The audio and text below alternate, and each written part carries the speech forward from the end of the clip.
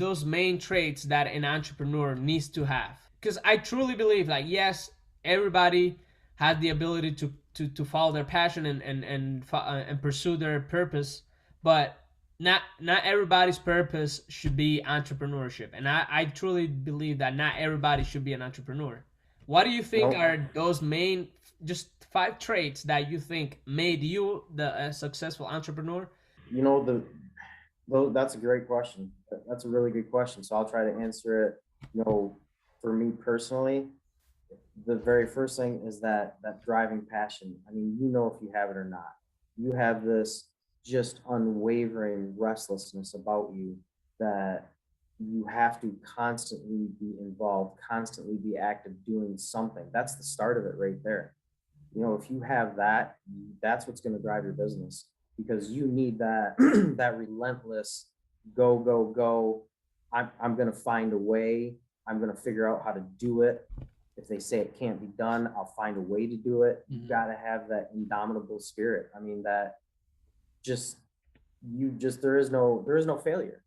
You got to have that mentality where you can do anything, because that's ultimately what it's going to take to get that business off the ground. It's going to take your time, and it's going to take a lot of nights of crying and wondering and anxiety.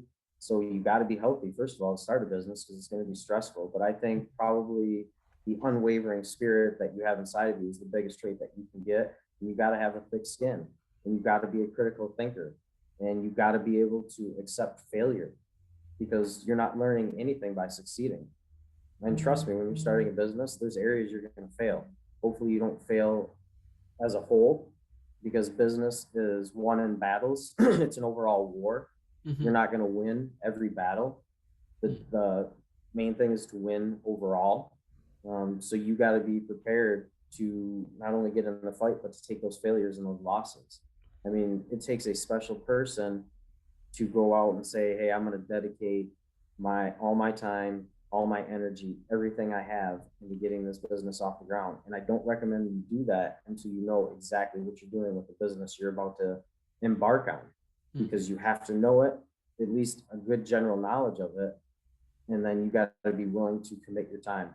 And your loved ones are going to have to understand that too. You know, I have conversations with my guys in here all the time as they start to ramp up with their success is, hey, this is where it gets tough.